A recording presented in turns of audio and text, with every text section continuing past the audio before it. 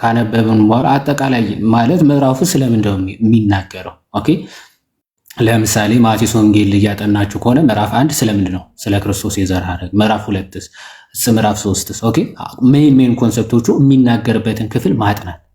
የሐዋርያት ሥራ ምዕራፍ 1 ስለምንድነው የሚናገረው? ኦኬ ምዕራፍ 2ስ፣ ምዕራፍ 3ስ በምዕራፍ ከያዝነው ወይም ደግሞ ምዕራፍ 1 ስለምን እንደሚያወራ፣ ምዕራፍ 2 ስለምን እንደሚያወራ፣ ምዕራፍ 3 ስለምን እንደሚያወራ ጀነራል ኮንሴፕቱን ወይም ሐሳቡን ከያዝነው ከዛ በኋላ ጥቅሶቹ ወይም ደግሞ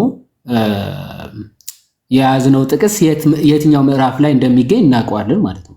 ባይ ዲፎልት አይደል? ባይ ዲፎልት የትኛው ምዕራፍ ላይ ሐሳቡ እንደሚገኝ እናውቀዋለን። ለምሳሌ የዮሐንስ ወንጌል ሁላችንም በመጀመሪያ ቃል ነበረ የሚለውን እናውቀዋለን አይደል? ስለ ክርስቶስ ቅድመ ህላዌ ወይም ደግሞ ከስጋዊ በፊት ስላለው ቅድመ ህላዌ ወይም ደግሞ ቀዳማዊነቱ አምላክነቱ የሚናገረው ክፍል የቱ ጋር ነው ከተባለ ምዕራፍ 1 እንደሆነ ይታወቃል። ኦኬ ምዕራፍ 2 ክርስቶስ ስለ ሰውነቱ ወይም ደግሞ ስለ ቤተ መቅደስ መፍረስ፣ ስለ ሰለሞን ቤተ መቅደስ የሚናገርበት ክፍል ነው። ኦኬ ምዕራፍ 3 ስለ ጥምቀት ኒቆዲሞስን ያገኘበት። ምዕራፍ 4 ስለዛች ሴት አይደለ ክርስቶስ ሄዶ ያገኛትን ከነዓናዊቷ ሴት ማለት ስለሷ ውሃ ጠጪኝ ስላላት ማለት ነው። ስለሱ ምዕራፍ 5 እያላችሁ ስለ መጻጉዕ ምዕራፍ 6 እንደዚህ በምዕራፍ ከያዝነው ሐሳቡን ቀጥታ ምን ማግኘት እንችላለን ማለት ነው። የምንፈልገው ጥቅስ ደግሞ የት አካባቢ የትኛው ክፍል ላይ እንደሚገኝ በሚገባ እናውቀዋለን ማለት በምዕራፍ የምዕራፉን አጠቃላይ ይዘት የምዕራፉን ዋና ሐሳብ ማወቅ ጥቅስ ለመያዝ በጣም ይጠቅማል። ከዛ ስፔሲፊክ ሐሳቦችን መለየት ደግሞ ወይም ደግሞ ስፔሲፊክ ቨርሶችን መለየት ደግሞ ስቀስ እያል ምዕራፉን በደንብ እየተዋሃደን እያጠና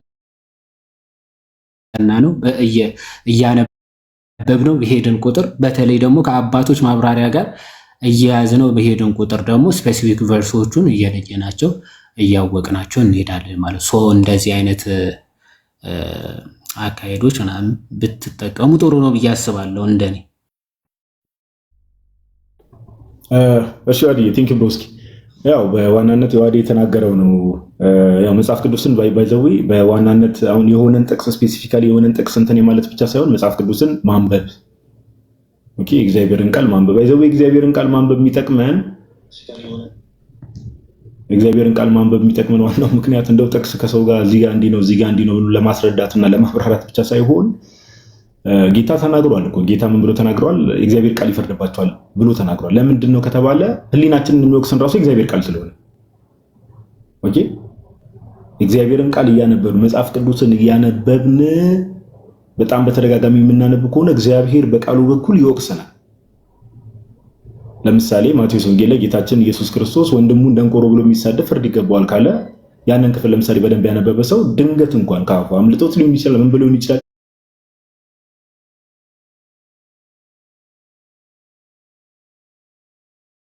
ይህ ስድብ ከተሳደበ በኋላ መልሶ ምን ይላል? ይጸጸታል። ለምን? ያ ቃል ትዝ ስለ እግዚአብሔር ቃል ይሆናል። ራሳችንን በእግዚአብሔር ቃል መመዘን እንጀምራለን ማለት ነው። ኦኬ ስለዚህ እግዚአብሔርን ቃል ማንበብ ዮሐዴ ያለው ነገር ፐርፌክት ነው። ነገር ግን እግዚአብሔርን ቃል ማንበብ is the best solution። እግዚአብሔርን ቃል እናንበብ፣ መጽሐፍ ቅዱስ ማንበብ ያስፈልጋል ለማለት ያክል ነው። እሺ ወደ ዛሬው ሐሳብ ስንገባ አንዳንድ የተለያዩ ሐሳቦችን ሜቢ ከዚህ ከቶፒክ ወጣ ያሉ ነገሮችን እናነሳ እንችላለን። ቅድም መሀል እንዳጋጣሚ እንዳነሳ ነው አይነት ማለት ነው። ግን አሁን ምንድነው ሰዎች እንዲያስተውሉ በጣም ብዙ ጊዜ ተነጋግረን እናውቃለን፣ ብዙ ጊዜ አውርተንበት እናውቃለን። ለምንድነው በፕሮቴስታንቱ ዓለም ላይ ለምንድነው እንደዚህ አይነት ልዩነቶች ኦኬ እንደዚህ አይነት ልዩነቶች ለምንድነው እንደዚህ ፍጥጥ ብለው የወጡት? በቃ ባይዘው ይሄን ነገር የምናገረው እዚህ ቲክቶክ ላይ ያሉ ኦርቶዶክሳውያን ዘይ ነው ቤት ለምን በዚህ ደረጃ በፕሮቴስታንቱ ዓለም ላይ ልዩነቶች መጡ? ለምን በትምህርት መለየት በዚህ ደረጃ መጣ ከተባለ ኦኬ ምክንያቱም ያውቁታል። ነገር ግን አሁን እንደው በንጹህ ልብና ጆሮአቸውን ከፍት አድርገው ለሚሰሙ ፕሮቴስታንት ወንድሞች እናቶች ግን ለነሱን ሁሌም የምንናገረው እኛ ኦኬ ሰውን የመጥላት ኢሹ አሁን እዚህ ጋር እኔም ሆነ እኔ ያለው ዮሐዴ አለ አንተሽ አለ ሌሎች ክርስቲያን ወንድሞች እናቶችም እዚህ ቲክቶክ ላይ ያሉ በሙሉ እንደው ፕሮቴስታንቶችን የመጥላት ችግር ቢሆን ሲጀምር ይሄ ጌታ ራሱ የማይወደው ነገር እንትን የሚለውን ቪዲዮ ውስጥ ያለው ሰው ሜቢ ገፍት ይላክልኝ። አናፖሎጂቲካሊ ያለ አንድ ፓስተር መድረክ ላይ ሲናገርኛ መጽሐፍ ቅዱስንም ሶላዎቹም አንድ አላደረጉንም እያለ የሚናገርበት እሱ ቪዲዮ ያለው ሰው አለ። አንተ ሻለ እሱ ቪዲዮ ምን አልከኝ? ጋዲ አልሰማሁህም፣ ይቅርታ። ይሄ አንድ ፓስተር መጽሐፍ ቅዱስም አንድ አላደረገንም ሶላዎቹም አንድ አላደረጉንም እያለ ያወራበት አይጠፋም። ግን ትንሽ አንድ 15 ደቂቃ ማን ፈልጋለሁ እንጂ አይጠፋም አለ። ምንድነው 15 ደቂቃ ሙሉ ምን አለ 15 እያስጠናው አንዳንድ የሆነች ከበደኝ ያለችኝ ነገር እያስጠናው ኦኬ ይደብራል የሚመስለው ግን ሰውየውን ሄደ ድገምልኝ አንዴ ሪከርድ ላድርግ ብለህ ልታመጣ መስሎን። ቆይ አይ እኔ ሪፖስቶቼ ላይ ቼክ አደርጋለሁ። ይዋዴ በእርግጠኝነት አይጠፉም አለ እነ ሳሙና ቁርጥ እንትና ጋር አለ። ሳሙና ቁርጥ የሚባል ልጅ መጥቷል አዲስ ሳሙና ቁርጥ። እስቲ ወይ ሼር አድርጉልኝና ልላክላችሁ። ወይ ሌሎች ሰዎች ለኔ ሼር አድርጉልኝና የምልክላቸው ቦታ ስላለ እዛ ላይ ያገኙታል። ላኩልኝ፣ ለኔ ለአንተሽ ላኩለት እጃችሁ ላይ ያላችሁ ሰዎች። እሺ እና ዞሮ ምንድነው አንዴ ቆይ እኔ እዚህ ጋር አገኘዋለሁ በእርግጠኝነት ሪፖስት ላይ አላጣው በእርግጠኝነት ማፒል። ኦኬ እሺ ይሄን ስሙት። አሁን ቆይ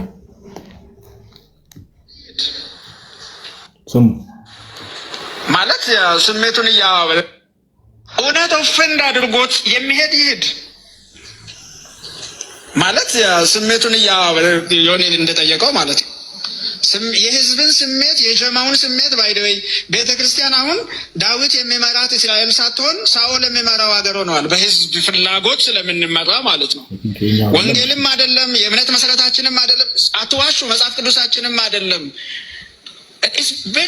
ደንጀረስ እኮ ነው ሊተርጂ ሌስ መሆን ሊተርጂካል ቸርች መሆንና ሊተርጂ ሌስ ቸርች መሆን ታውቃላችሁ? ምንድነው እያለ ያለው? ሜቢ እንግሊዝኛው ቃል እንትን ካለ ይሄ ቪዲዮ ራሱ ይሁን አይሁን አላውቅም። ሊተርጂ ሌስ መሆን ማለት ቅዳሴ የሌለው ቤተክርስቲያን መሆን እንዴት ይቻላል ነው እያለ ያለው።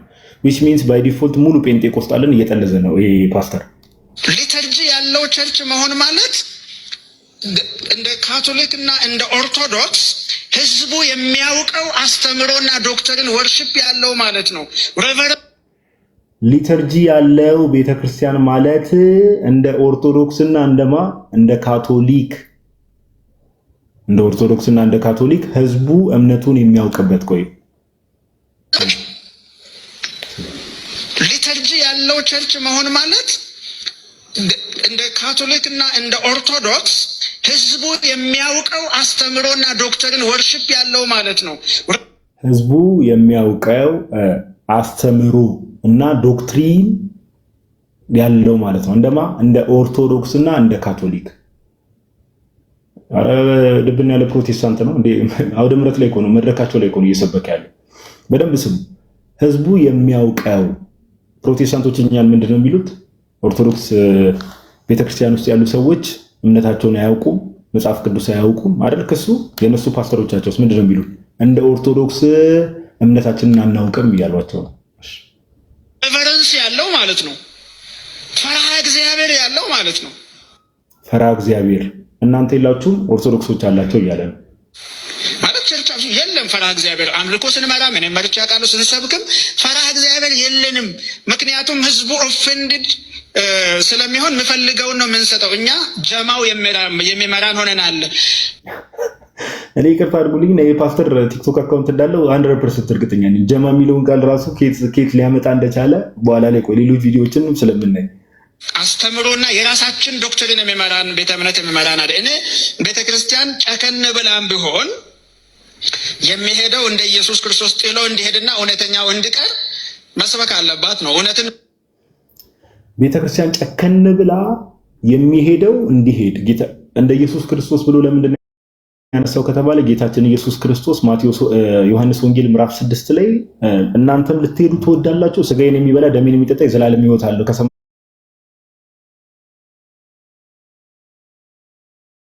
ወረድኩ ኅብስት እኔ ነኝ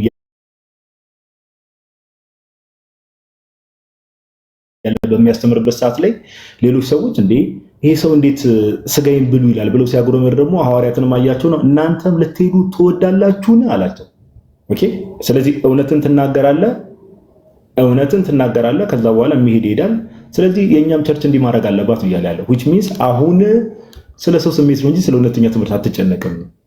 በመስበክ ኦፈንድድ ንስሐ ሲሰበክ ፈሪሃ እግዚአብሔር ሲሰበክ ፍቅር ሲሰበክ ጽድቅና ቅድስና ሲሰበክ ተናዶ ከቤተ ክርስቲያን የሚሄድ ሲጀመር ደቀ መዝሙር አማኝ የሆነ አማኝ ስለመሆኑም ያጠራጥራል። ያው እኛ የመፍረድ እንትን የለንም። ምክንያቱም ማን ነው የዳነው ማን ነው አልዳነው የሚለውን ማንም ዳኛ አይደለም።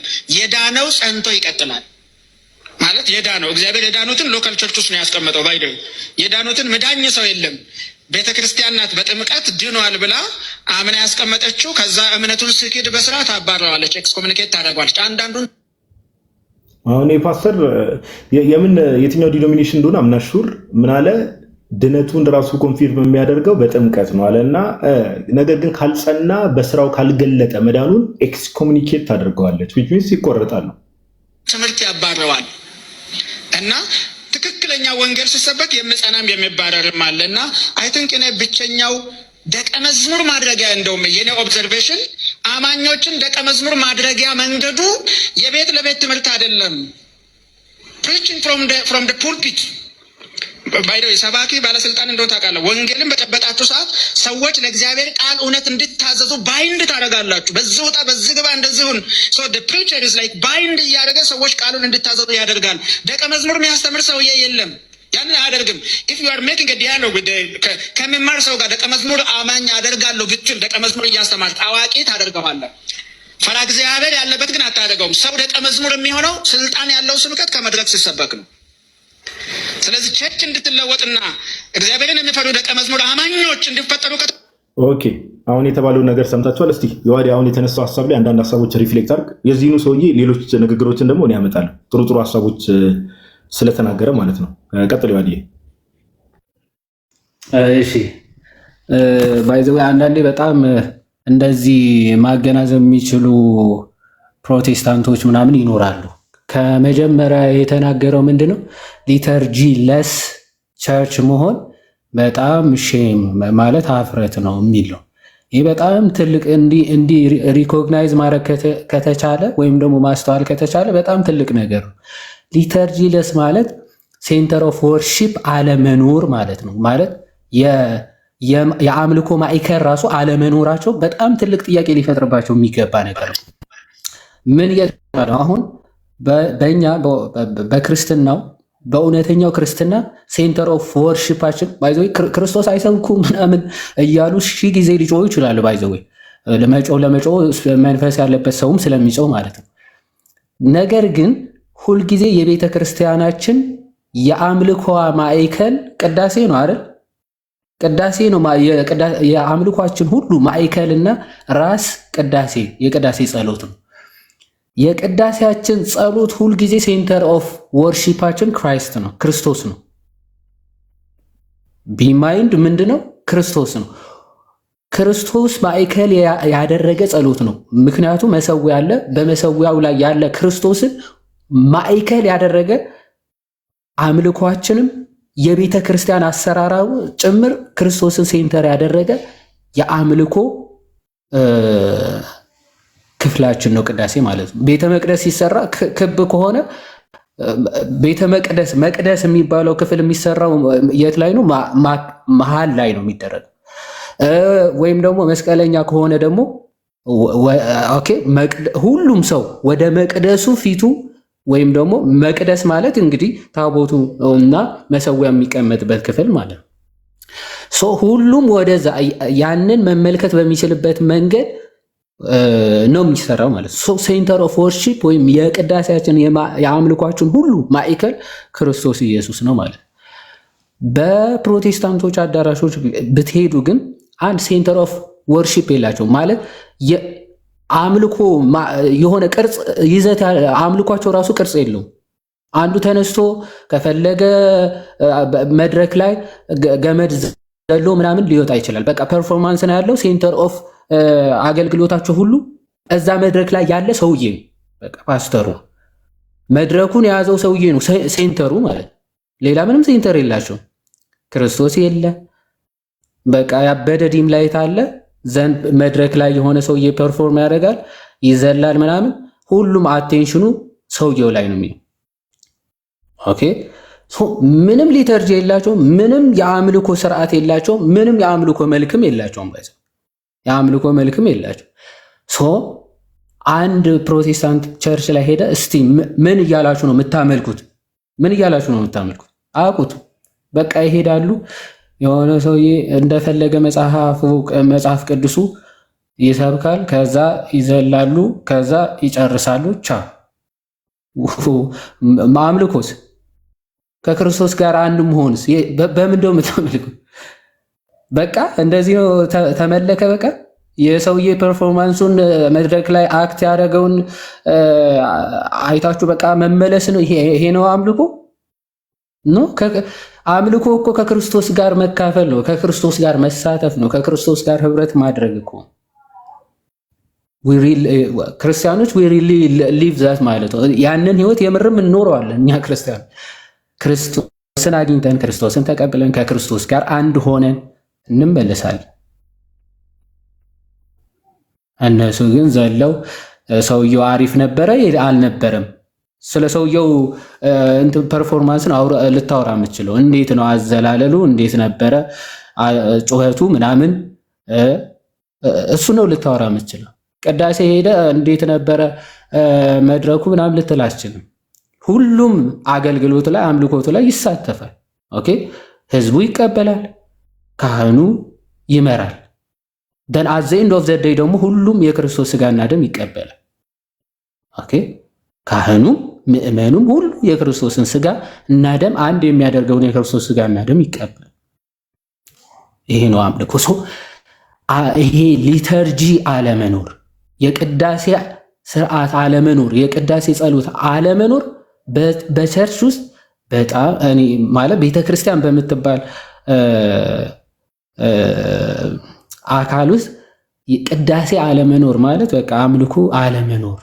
ከጥንት ጀምሮ የነበረችው ቤተክርስቲያን ይሄ ስላላት ማለት ይሄን መመልከቱ በጣም ትልቅ ነገር ነው። ደን ቀጥሎ መታዘዝን፣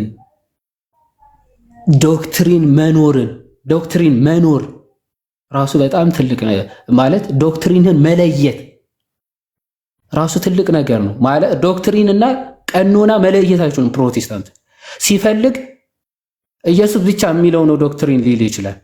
ኢየሱስ ብቻ ስትል ምን ማለት ነው የሚለው ምንም አያውቅም። በቃ እቺ ቃል ብቻ ነው ለፕሮቴስታንቶች ዶክትሪን፣ ኢየሱስ ብቻ ይላል። ቃሉ የለም መጽሐፍ ቅዱስ ላይ፣ እነሱ ኢንቨንት ያደረጉት ወርድ ነው። ግን ትርጉሙ ራሱ አይገባቸውም። ኢየሱስ ብቻ ሲሉ ምንድን ነው ኢየሱስ ብቻ ማለት ምን እያልክ ነው? ከአብ ከመንፈስ ቅዱስ ተለይተው ይበቃል፣ ከቅዱሳን ተለይተው ነው እያልክ ነው? አይ ለዓለም አልሞተም እያልክ ነው? ምን እንደሆነ አይገባቸውም። ኦርቶዶክስ ስትሆን ግን ዶክትሪን እና ዶግማ መለየት ትችላለህ። በቃ ሃይማኖት ከስርዓት መለየት ትችላለህ። የተሰራ ነው። ክርስቶስ የሰራው አንድ የተገለጠው እውነት ሁልጊዜ የተገለጠና የታወቀ ነው። ለዛ ነው ይሁዳ መልእክቱ ምዕራፍ 1 ከቁጥር 3 ምንድን ነው የሚለው? ስለ ሃይማኖታቸው ወይም ደግሞ ስለ መዳናቸው ሊጽፍላቸው እጅግ ተግቶ ሳለ ምንድን ነው የሚለው? ለቅዱሳን አንድ ጊዜ ፈጽሞ ስለተሰጠ ሃይማኖት እንድትጋደሉ እጽፍላችሁ ዘንድ ግድ ሆነብኝ። በቃ አንድ ጊዜ ለቅዱሳን የተሰጠ የተገለጠ ምን አለ? ሃይማኖት። ሃይማኖት ሲባል ትምህርት፣ ዶክትሪን ማለት ነው። እሱ ለቅዱሳን አንድ የተገለጠ ትምህርት ነው። ይሄንን የተገለጠውን ትምህርት የፕሮቴስታንቶች ያውቁታል አያውቁትም? ሲፈልግ ድንግል ማርያም ወላዲተ አምላክ ትባላለች አትባል ቢልም ባይልም ችግር የለውም ሊልህ ይችላል። ኢየሱስ ክርስቶስ ለዓለም ነው የሞተው ዶክትሪን ነው አይደለም ብትለው አይደለም ችግር የለውም ለዓለም የሞተው ቢልም ባይልም ችግር የለውም ይላል። አንድ ቸርች ውስጥ ሆነን ሁለት ፓስተሮች ሲፈልግ አንዱ ለዓለም ነው የሞተው ብሎ ይሰብካቸዋል የሆነ እሁድ፣ እኔ ደግሞ ሲሄድ ለዓለም አልሞተም ብዬ ሰብካቸዋለሁ። ይሄ ችግር የለውም ይላል። ዶክትሪን ራሱ የላቸውም፣ መለኪያ አያውቁትም። በቃ ዶክትሪን የቱ ነው ዶክትሪን ያልሆነው የቱ ነው ብሎ ራሱ መለየት አይችሉም።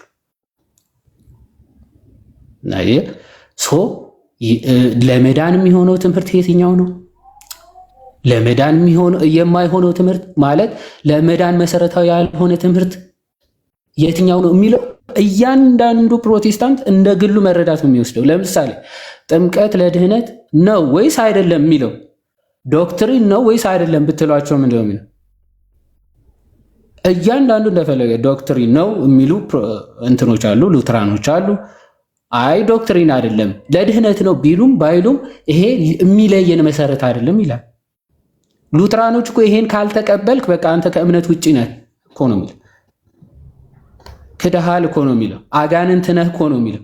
አንዱ ይመጣና ይሄ መሰረታዊ ነገር አይደለም መሰረታዊ አይደለም ይላል። የክርስቶስ ስጋና ደም እውነተኛ ነው ወይስ አይደለም የሚለው ትምህርት ዶክትሪን ነው ወይስ አይደለም? አያውቁትም። አይ ችግር የለውም እውነተኛ ነው ብትልም ባትልም ያው ችግር የለውም ብሎ የሚያምን አለ። አይ ኖ እውነተኛ ነው ካላልክ አትድንም የሚላል። መስፈሪያ መለኪያ የሌላቸው ዝሯን ፍጥረታት ይቅርታ፣ ዝሯን በቃ ዝሩ ማለት ብትን የሆነ ትምህርት ማለት ዝሯን እምነቶች ቢኖሩ ፕሮቴስታንቶች ኦኬ፣ በአጠቃላይ ያው የራሳቸው ስርዓትና ቀኖና ያላቸው አሉ። ይሄ ክላሲካል ጥንታውያን የሚባሉ አብዛኛው ይሄ ፔንቴኮስታል የሚባሉ ግን ዝሩ የሆነ እምነት ዝሩ እንዳሻው የሆነ እምነት ማለት እሱ የሚከብደው አይነት ትምህርት ከሆነ በራሱ ሰብጀክቲቭ የሆነ አመራረጥ ነው ያለው። አሁን ለምሳሌ ጾም ያስፈልጋል አያስፈልግም የሚለው ለነሱ ያስፈልግ ማለት መሰረታዊ ነገር አይደለም። ብትጾም ባትጾም መሰረታዊ ጉዳይ አይደለም ለነሱ። ምክንያቱም ለነሱ ምንድነው መጾም ከባድ ነገር ነው። መጾም ከባድ ስለሆነ ለነሱ መሰረታዊ ነገር አይደለም። ጥምቀት ለድህነት ነው ወይስ ለድህነት አይደለም የሚል ለነሱ መሰረታዊ ነገር አለ። ነገረ ስላሴ ካኒማጅ ነገረ ስላሴ አሁን ነገረ ስላሴ ላይ አትገባ፣ በኋላ ላይ እንመጣበታለን። ስለምንመጣ አይ ልገባ አይደለም። ነገረ ስላሴ ለመዳን መሰረት ነው ወይስ አይደለም ብላችሁ ብትጠይቋቸው አብዛኛው በጣም እርግጠኛ ሆኜ የምነግራችሁ አብዛኛው ሰው መሰረታዊ ነገር አይደለም ብሎ የሚያምኑ ይሄንን ምናልባት ከፓስተር ዳዊት አይ ቲንክ ብራዘር ዳዊት ነው መሰለ የሚባለው ከሱ ጋር ፕሮቴስታንቶች ሰው ሲጠመቅ የሃይማኖት ጸሎት መድገም አለበት ብሎ ሲናገር አብዛኞቹ ፔንቴኮስታሎች የተቃወሙት ለምን እንደሆነ ታውቃለህ? አንድ አዲስ አማኝ እንዴት በስላሴ እመን ብለህ ሰብከ ታጠምቀዋለህ ብለው ነበር ሲከራከሩ። እንዴት በስላሴ እመን ብለህ እንዴት ነው ስለ ስላሴ ራሱ ልታስረዳው የምትችለው ብለው ሲከራከሩት ነበር። የሃይማኖት ጸሎት መጸለይ ያለበት ስላለ ማለት እንዴት ነው አብ ወልድ ልጅ አለው ብለህ አስረድተህ ልታጠምቀው የምትችለው ብሎ እስከ መከራከር ስላሴ መሰረታዊ ነገር አይደለም ለአብዛኞቹ ፔንቴኮስታሎች። ለዛ ነው አሁን ወደ በኋላ ላይ ሪከርዶችን እያየን እንደምንመለከተው ተነስተው እንደፈለጉ የሚያቦኩት በቃ መሰረታዊ ትምህርት ነገረ ድህነት ላይ ገብተው ከተናገሩ ምንም ዕውቀት እንደሌላቸው ምንም ደንታ እንደሌላቸው ለዶግማ የምታውቁት ነገረ እግዚአብሔርን ነገረ ክርስቶስን ሲናገሩ ያለ ሀፍረት ያለ ጥንቃቄ እንዴት እንደሚያወሩ በኋላ ላይ በደንብ በሰፊው ስለምንመለከተው ያንን ለማለት ነው። እና ፓስተሩ እንደው ጥሩ እይታ አለው እግዚአብሔር ረድቶት ደግሞ በጣም ወደ ቀናይቱ ከመጣ ጥሩ ነው። ኦፍ ኮርስ ልክ ነው። ያዲ እስቲ ቆይ እንስማው ይሄንን ፓስተር። እኔ 100% እንደው ቦስት ለማድረግ አይሆንብን ጌታ በሚያውቀው ቦስት ለማድረግ ሳይሆን አሁን እዚህ ቲክቶክ ላይ የተሰራውን ነገር ምናምን ነገር ቦስት ለማድረግ ምን ኦፍ ኮርስ እዚህ ቲክቶክ ላይ ባለው አገልግሎት ምን ያህል ሰው ወደ ቤተክርስቲያን እንደመጣ ምን ያህል ክርስቲያን ወንድሞች እናቶች እንደጠነከሩ ማንም ሰው ይሄ ዓለም ያወቀው ፋክት ነው። ግን እስቲ እንስማው። አሁን እንግዲህ ብዙ ጊዜ ላይቭ ላይ የምናወራቸውን ነገሮች ሰምታችኋል። እስቲ ፓስተር የሚለውን ነገር እንስማ። እስቲ በደንብ አዳምጡ። አክሊሲል የሚባል መወጊያችን ምን እንደው ታውቃላችሁ? እኛ የሉተር ልጆች ነን ስንል ነው ነገር ያበቃው። እኛ የጳውሎስ ልጆች ነን። እኛ የሉተር ልጆች ነን ስንል ነው ነገር ያበቃው። አውግስጢኖስ ይመለከተናል፣ ፖሊካርፕ ይመለከተናል፣ አትናሲዮስ ይመለከተናል። በደንብ ስሙ። አውግስጢኖስ ይመለከተናል፣ ፖሊካርፕ ይመለከተናል፣ ቅዱስ አትናቴዎስ ይመለከተናል። ኦኬ። ነገር ግን ስሙ፣ እነዚህ አባቶች ይመለከቱናል፣ አባቶች ይመለከቱናል፣ የእኛም አባቶች ናቸው ወደ ማለት መመለስ አለብን። ኦኬ። እነዚህ አባቶች እነ ቅዱስ አትናቴዎስ እንደነ ቅዱስ ፖሊካርፕ እነ ሊቁ አውግስጢኖስ ወይ ደግሞ ሁሌ ላይቭ ከኛ ጋር እንግዲህ የምትቆዩ ክርስቲያን የነበራችሁ ክርስቲያን ወንድሞች እናቶች እንደምታውቁት ሁሌ እንደምንለው የመጀመሪያዋ ቤተክርስቲያን ነው ሰው መመልከት ያለበት ወደ እውነት ለመምጣት አይደለም የምንለው። ይሄ ወንድማችን ፓስተር እየነገረ ነው። እንግዲህ እነርሱን ነው መስማት ያለብን። እነሱ ስናነብ ሉተርና ካልቪን ላይ ጭቅጭቅ አቆመን። ክርስትና ከ16ኛ ዘመን ያልፋል ወገኔ። እስቲ ኮመንት ላይ አንድ ያጨብጭቡለት ወገኖች። ጭራሽ ክላሲካሎችንም እስቲ ኮመንት ላይ አንዴ ለዚህ ፓስተር አጨብጭቡለት እባካችሁ። ጌታ ይረዳው። ምን አለ? በደንብ ላሰማችሁ ምን እንዳለ። እኛ የጳውሎስ ልጆች ነን። አውግስጢኖስ ይመለከተናል፣ ፖሊካርፕ ይመለከተናል፣ አትናሲዮስ ይመለከተናል፣ ቀጳዶሽያን አባቶች ይመለከቱናል፣ የእኛም አባቶች ናቸው ወደ ማለት መመለስ አለብን። እነሱ ስናነብ ሉተርና ካልቪን ላይ ጭቅጭቅ አቆመን። ክርስትና ከ16ኛ ዘመን ያልፋል ወገኔ። አሁን የፓስተር ቲክቶክ አካውንት የለውም የምትሉ ይህ ፓስተር አሁን ቁጭ ብሎ የእኛንም የሌሎች ወንድሞችንም ላይፍ ትምህርት አልሰማም ነው የምትሉ? አረ በእግዚአብሔር ሁሌ እንደምንለው ክርስትና ከ16ኛ ክፍለ ዘመን ወደኋላ ያልፋል። ወደኋላ ተመልሳችሁ ቼክ አድርጉ። ወደኋላ የመጀመሪያውን ቤተክርስቲያን ትምህርት ስሙ አይደለም የምንለው ሁሌ። ይሄ ወንድማችን እንግዲህ እግዚአብሔር ይርዳው እውነት ለማውራት ይህን ሁሉ ሰው አስቀምጦ እርግጠኛ ነኝ ሜይ ቢ ሊያወግዙትም ይችላሉ በማግስቱ። ግን እስቲ የሚለውን እንስማ። አሁን ጥቅስ ላይ ብንከራከር እኛ ፕሮቴስታንቶች ማን ነው መዳኝልን? አይ ኢንተርፕሪቴሽን ላይ ጥቅስ ላይ እኛ ፕሮቴስታንቶች ብንከራከር ማነው የሚዳኝን? ለምሳሌ ሁሌ እንደምንለው ዮሐንስ ወንጌል ምዕራፍ 3 ላይ ሊሆን ይችላል፣ ማርቆስ 16 ላይ ሊሆን ይችላል። የትኛውም ነገር እኛ ፕሮቴስታንቶች ጥቅስ ላይ ብንከራከር ማነው የሚዳኝን እያለ ነው። ስሙ፣ እንከራከር። አንድ ጥቅስ ስንፈታ ሙሉ ወንጌል በዛ፣ ቃለ ሕይወት በዛ፣ መሰረተ ክርስቶስ በዛ ፈታችና ተበጣጠስን።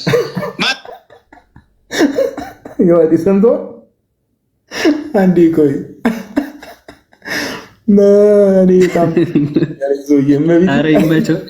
ቲክቶክ አካውንት ከሌለው ይሄ ስጋና ደም አልገለጠልህም የተባለው እኮ ይሄ እግዚአብሔርን ጌታ ነው። የዛን ቀን መንፈስ ቅዱስ ነው። እዚህ አውደ ምሕረት ላይ የፕሮቴስታንቶች አውደ ምሕረት ላይ ስሙ በደንብ በጥቅስ ብንለያይ እሺ፣ ኢንተርፕሪቴሽን ላይ ብንከራከር አንድ ጥቅስ ስንፈታ ሙሉ ወንጌል በዛ፣ ቃለ ሕይወት በዛ፣ መሰረተ ክርስቶስ በዛ ፈታችና ተበጣጠስን። ማን ነው ተበጣጠስን? ቃሉ ራሱ እሺ አስታጥቀን ማንም። ኦርቶዶክሶች ምንድነው የሚሉት? ካቶሊክና ኦርቶዶክስ አይ ጥቅስ ላይ ብንጣላ እኛ ሙሉ ወንጌል ወደዛ ፈታችሁ፣ ቃለ ሕይወት ወደዛ ፈታችሁ፣ ኦኬ መካነ ኢየሱስ ወደዛ ፈታችሁ። እኛ ጥቅስ ላይ እንዲህ ብንበጣጠስ የሆነ ጥቅስ ላይ ማን ነው የሚያሳርቀናልና መልሱ ምንድነው? ማንም። ፕሮቴስታንቱ ዓለም ላይ የፈለከውን አይነት እምነት ልታምን ትችላለህ። ምንም አይነት እምነት ማንም አያስታርቅም። የራስን ቸርች ከፍተህ ትቀጥላለህ፣ ወይ ደግሞ አንቺም በሃይማኖትሽ እኔም በሃይማኖቴ ብለህ ትቀጥላለህ እንጂ ማንንም ኦኬ ሊያስታርቅ አይችልም። ማንንም ሊያወግዝ አይችልም። ማን ያስታርቀናል? ጥቅሱን አባቶች ፈተውታል። አባቶች ደግሞ ለሐዋርያት ቅርብ ናቸው። ስለዚህ ከመጽሐፍ ቅዱስን ለመፍታት ራሱ ምን እንፈልጋለን? ትውፍት እንፈልጋለን ይላሉ ማለት ነው። ኢት ኢዝ ስለዚህ አባቶች ጋር ስንመለስ ይኸውና ከኒቅያ ጉባኤ ርቀናል፣ ከቁስጥንጥንያ ጉባኤ ርቀናል፣ ትሪኒቲን አናስተምርም፣ ክርስቶሎጂን አናቅም ስንልና ስንሟገት አስተምሮ ጤናማ የሆነ ወደ ቦታ ስንመለስ ምናልባትም ቸርች ልትለወጥ ትችላለች እና የቃለ ሕይወትም ቃለ ሕይወት ብትሆን ወደ ቃለ ሕይወትነት ብትመለስና በቃ የእኔ ስለ መሰረቴ ይሄ ነው ሙሉ ወንጌልም ሙሉ ወንጌል ብትሆን መሰረተ ክርስቶስም ወደ ትራዲሽኗ ብትመለስ ምን ይሆናል? አይ ቲንክ በተወሰነ መልኩ ቢያንስ ወደ ትራዲሽናችን ተመልሰን የቤታችንን ስርዓት ይዘን እንኖራለን፣ ደቀ መዝሙር አማኞችን አምርተን ወይንም አፍርተን የሚል ነው። ስለዚህ በፖፕ ትመራ ሳይሆን አሁን በካውንስልም አንድ ብንሆን፣ በወንጌላውያን አብያተ ክርስቲያናትም አንድ ብንሆን፣ በተግባር አንድ አንሆን። ዳትስ ዘ ፖለቲካል ቱል። እንዴት ነው የፖለቲካ ስምምነት አድርገን እንደ ተቋም የምንኖረው የሚል ነው እንጂ መንፈሳዊ አንድነት እንፈጥራለን አይደለም። ካውንስልም ሲቋቋም የተቋቋመው መንፈሳዊ አካል ለመሆን አይደለም። እንደ እንትኑ አያችሁ፣ እግዚአብሔር እንትን ሲል ካውንስሉም ሲቋቋም መንፈሳዊ አንድነት ወይ ደግሞ ሃይማኖታዊ አንድነት ለማምጣት ሳይሆን ሞር ኦፍ ፖለቲካል አንድነት ነው። እግዚአብሔር ይባርከው። ፕሮቴስታንቲዝም እኛ የኔ ኦብዘርቬሽን መጀመሪያ ፕሮቴስታንቲዝምን መረዳት አለብን። ፕሮቴስታንቲዝም አንድ የሚሆን ሃይማኖት አይደለም። ዩ ካን ኖት ሜክ በቲዮሎጂ አንዴ እንደገማችን ሶስቴ እንሰማታለን። ፕሮቴስታንቲዝምን መረዳት አለብን። በደንብ ስሙ።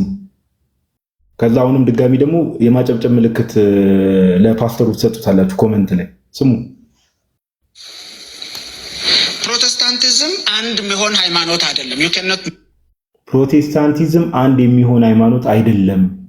ሜክ በቲዮሎጂ ድርድር፣ በሽማግሌዎችና በመሪዎች ስብሰባ፣ በነገረ መለኮት አዋቂዎች ምክር ፕሮቴስታንትን አንድ አናደርግም። እኔ እኮ ኧረ እግዚአብሔር ግን የእግዚአብሔር ስራ በጣም ነው የሚደንቀኝ እኮ እመቤቴ። መድረክ ላይ ይህን ሁሉ ሰው አስቀምጦ ፕሮቴስታንቲዝም በድርድር በምንም አንድ ሊሆን አይችልም። እሺ ሊሆን አይደለም። መጀመሪያ ልዩነቶቻችን እንወቅ። የአስተምሮ የአመጣጥ የታሪክ ልዩነት አለ። ሉተራን ናቸው። የአስተምሮ የታሪክ የአመጣጥ ልዩነት አለን። ከዚህ በላይ እኮ በቃ ጋይስ ይሄ መሬት ላይ ወርዶ በቸርቾቻቸው ውስጥ ነው ይሄ ትምህርት እየተሰጠ ያለው። ቲክቶክ ላይ ያለውን ነገር አይተውትም። ምንም ጥያቄ የለው። እግዚአብሔር ይመስገን። ይህንንም ሰው ይሄም ግለሰብ ጌታ ይርዳው፣ እንደዚህ አይነት መረዳት ያለው ግለሰብ። ባፕቲስቶች ባፕቲስት ናቸው። ሜኖናይቶች ሜኖናይት ናቸው። ሙሉ ወንጌል ናት። ቃለ ሕይወት ናት። ይሄ የአስተምሮና የልምምድ መሰረቱ ይኸውላችሁ የቲዮሎጂካል ኮንቨርሴሽን ብቻ አይደለም የሚለያየን፣ ኢንተርፕሪቴሽን ይለያየናል። ሶላ ላይ ለምንድን ነው ማንግባባው? ምን ላይ ለምንድን ነው ማንግባባው? ሶላ ላይ ለምንድን ነው የማንግባባው? ወይ ደግሞ የፕሮቴስታንቲዝም እንግዲህ ሁሉም ፕሮቴስታንቶች አንድ ነን ብለው ያው እዚህ ሚዲያው ላይ የሚዋሸው ውሸት ማለት ነው። አምስቱ ሶላ የሚባሉት አምስቱ ዘ5 ሶላስ የሚባሉት ላይ ምን እያለ ነው ፓስተሩ? ለምንድን ነው ከዚህ በፊት በጣም ብዙ ጊዜ ላይቭ ላይ ያሳይተናቸው። በሶላዎች ራሱ ፕሮቴስታንቱ ዓለም ላይ በደንብ ልዩነት አለ። እምነት ብቻ በሚለው ትምህርት፣ ጸጋ ብቻ በሚለው ትምህርት ልዩነቶች እንዳሉ በደንብ አሳይተናል። ይኸው በሶላ ለምንድን ነው የማንግባባው እያለ ሁሉም ሶላ ብቻ ይላል፣ ግን መግባባት የለም። እናመሰግናለን ፓስተር። ኢየሱስ ብቻ ብለን እኮ በኢየሱስ አንስማማም። ለምንድን ነው ክርስቶስ ብቻ ኢየሱስ ብቻ ብለን በኢየሱስ አንስማማም? ግባባው ኢየሱስን ምን ተረጉምበት መንገድ አለ። የመጣንበት ቤተ እምነታዊ አካሄድ ይገራዋል። ያንን ቃሉ ላይ ለምንድን ነው ማንግባባው? ቃሉ ብቻ ብለን ስናበቃ አንግባባም። ለምን? ሙሉ ወንጌልና መሰረተ ክርስቶስ ቃሉ ብቻ በተመሳሳይ መንገድ አተረጉምም። ስለዚህ የቤተ ክርስቲያን የዲኖሚኔሽናል የአስተምሮና የልምምድ አስተሳሰብ ኢንተርፕሪቴሽናችንን ይገራል። አይደለም ሶላና ኤቫንጀሊካል አራቱንም ተው፣ በመጽሐፍ ቅዱስ አንስማማም። ታውቃላችሁ አይደለም? አረ ይህን ሁሉ ተዉት አለ ፓስተሩ። ጭራሽ እንኳን በቃሉ ብቻ በኢየሱስ ብቻ በሌላው ብቻ ተዉትና በመጽሐፍ ቅዱስም አንስማማም። ቆይ ልድገምላችሁ። የአስተምሮና የልምምድ አስተሳሰብ ኢንተርፕሪቴሽናችንን ይገራል። አይደለም ሶላና ኤቫንጀሊካል አራቱንም ተው፣ በመጽሐፍ ቅዱስ አንስማማም። ታውቃላችሁ አይደለም? ፕሮቴስታንት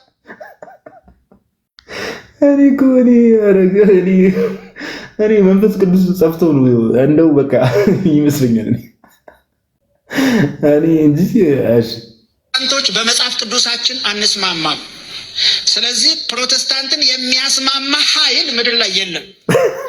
በቃ ላይቭን እኮ ዘግተን ነው መውጣት ያለብን። በቃ ላይቭን ዘግተን ብንወጣ መልካም ነው። የሚያስማማ ኃይል የለም።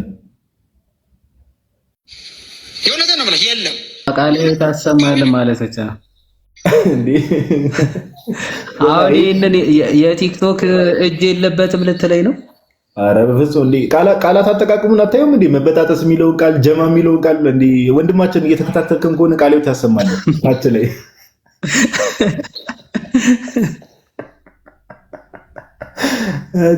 እሺ ምድር ላይ ምንም ኃይል የለም አንድ የሚያደርገን እያለ ነው። ቴዎሎጂ አያስማማንም፣ ፋይቭ ሶላ አያስማማንም፣ የወንጌላውያን መገለጫ አያስማማንም። ከሁሉ በላይ መጽሐፍ ቅዱስም አያስማማንም። ለምን? በየመንገዳችን በጣጥሰን ስለምንተረጉመው ማለት ነው።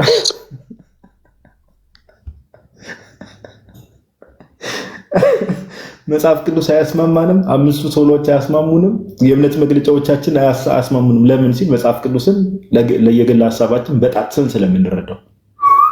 4 ነጥብ። ባይደወይ አክሊስ ሂል የሚባል መወጊያ አንድ ጌታ ቃሎት ያሰማልን ወንድማችን። ይህ ፓስተር ማን እንደሆነ የምር የምታውቁት ሰዎች ካወቃችሁት ምናምን ነገር እስቲ እንሰማዋለን። ግን የሆነ እንደው እንደዚህ አይነት አገልጋዮችን እንደዚህ ኦፕን ማይንድድ የሆኑ የምር እንደዚህ አይነት ኦፕን ማይንድድ የሆኑ አገልጋዮችን እንዲህ በአካል አግኝቶ ራሱ ማውራት ምናምን ቢቻል በጣም መልካም፣ በጣም መልካም። ጌታ እንደዚህ አይነት መረዳት ያላቸው። አንተ ስሙ ይታወቃል እንዴ አገልጋዩ?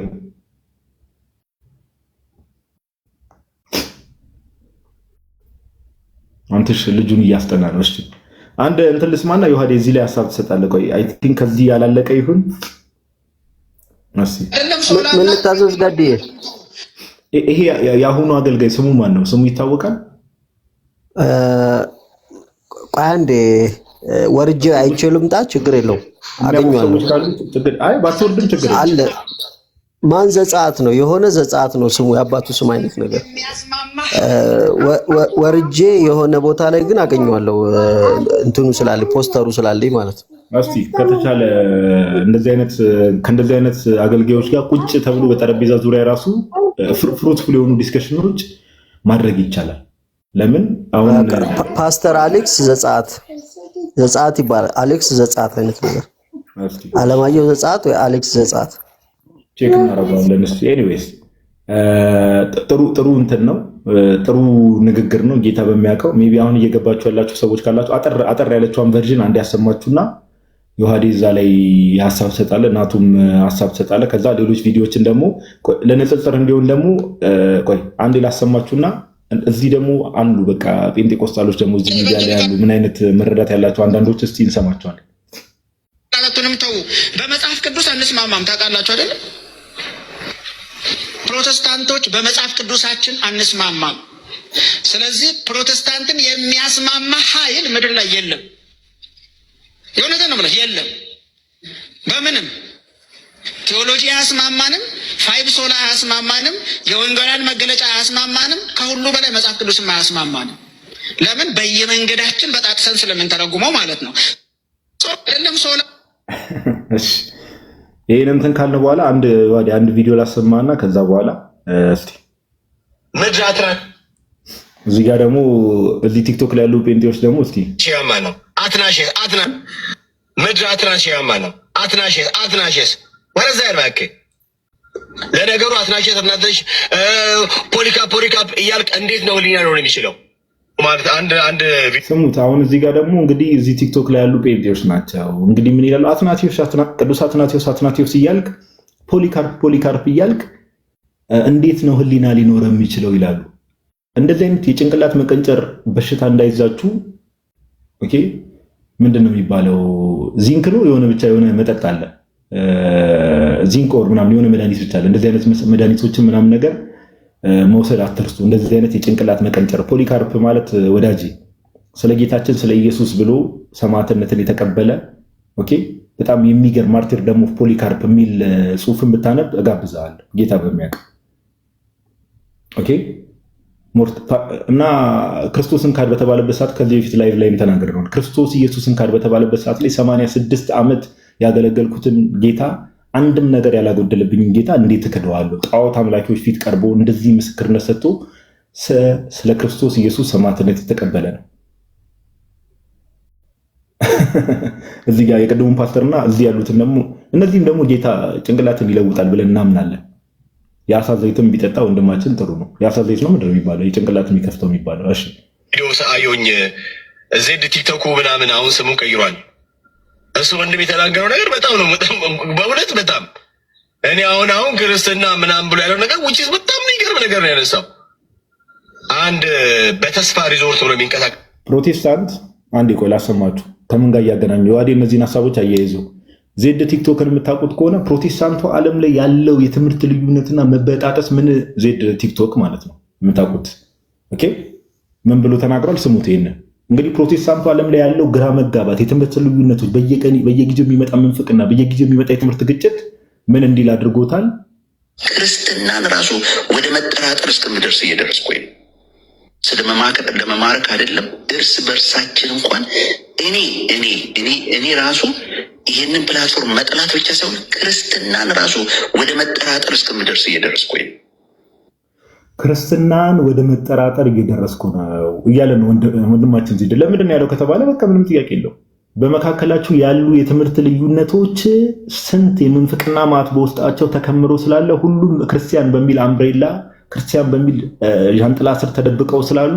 እንግዲህ ይሄው እንዲህ ያሉ ነው ፕሮቴስታንቶች እዚህ ደረጃ ላይ እንግዲህ እዚህ ፕላትፎርም ላይ ቅበተ እምነት እንሰራለን የሚሉ ሰዎች ኢቭን ክርስትናን እስከ መጠራጠር እየደረስኩ ነው ያሉ ስለምንድነው ከተባለ የምንፍቅና ማት በውስጣቸው ስላለ ነው ከጌታ ቤተክርስቲያን ውጪ ስለሆኑ ነው እውነተኛውን መንፈስ ቅዱሱ መንፈስ ስላልተቀበሉ ረፍት ማግኘት አልቻሉ እኔ ያደረገው የናንተ ምድር አትናሽያ ማነው አትናሽስ ወደዛ ያርባከ አትናሽስ አለና ወደዛ ሄድ ቅዱስ አትናቴዎስ ማን እንደሆነ ቢጠየቅም በእርግጥ ወንድማችን ላያውቅ ይችላል እንደው ዝም ብሎ የመሳደብ አፍ የሰጣቸው ሰዎች አሉ የስድብ አፍ ተሰጠው ይለለ ራእይ ላይ እንጂ ቅዱስ አትናቴዎስ አገኘት ዘወር ልድጉ ነው ተብሎ የተነገረለት ኦኬ የአሪዮስ ምንፍቅና ወልድ ፍጡር ነው የሚለው ምንፍቅና ዓለም ላይ እንደዛ በተስፋፋበት ሰዓት ላይ እውነተኛውን የክርስቶስ ትምህርትን ይዞ በዛ ምክንያት ስንት ጊዜ የታሰረ ስንት ጊዜ መከራን የተቀበለ ስንት ጊዜ ከመንበሩ የተባረረ ቅዱስ አባት ታላቅ አባት ድንቁርና ደፋር ያደርጋል እውነት ነው አትናሽስን ሄዶ ለዛ የሚል ሰው እንደዚህ አይነት ይሄውን ክርስቲያን ነው እንደዚህ አይነት ክርስቲያኖች ሊኖሩ ይችላሉ ጋይስ አይደል ለነገሩ አትናሽስ እናንተሽ ፖሊካ እያልክ እንዴት ነው ሊኖር የሚችለው ማለት አንድ ቪዲዮ አየሁኝ ዜድ ቲክቶክ ምናምን አሁን ስሙን ቀይሯል እሱ ወንድም የተናገረው ነገር በጣም ነው በእውነት በጣም እኔ አሁን ክርስትና ምናምን ብሎ ያለው ነገር ውጪ በጣም የሚገርም ነገር ነው ያነሳው አንድ በተስፋ ሪዞርት ብሎ የሚንቀሳቀስ ሰውዬ አለ የመርዝ አካሄድ የሚሄድ ጥሩ አይደለም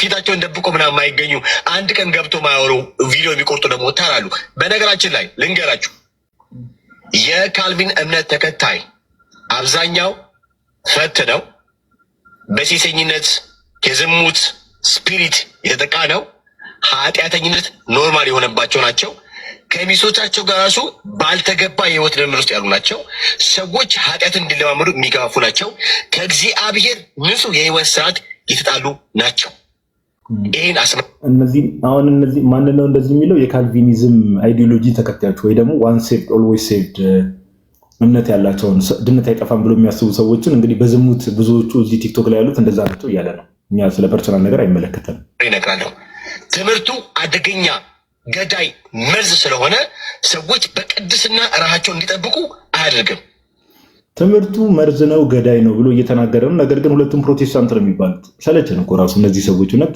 ሁሉም ጋር በጥብጥ ነው ያለውና ሰለቸን እኛ ራሱ ኧረ በአንዳንድ ነገሮች እንኳን አንድ ለመሆኑ ሞክሩ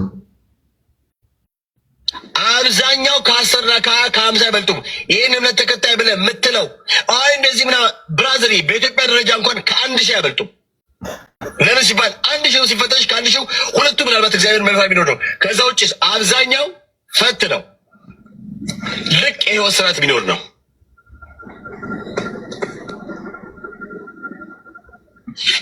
ምድረ ኩልኪን ስጠጣ ነስጨልጥ ነው የምትውለው ኩልኬ ደግሞ ምንድን ነው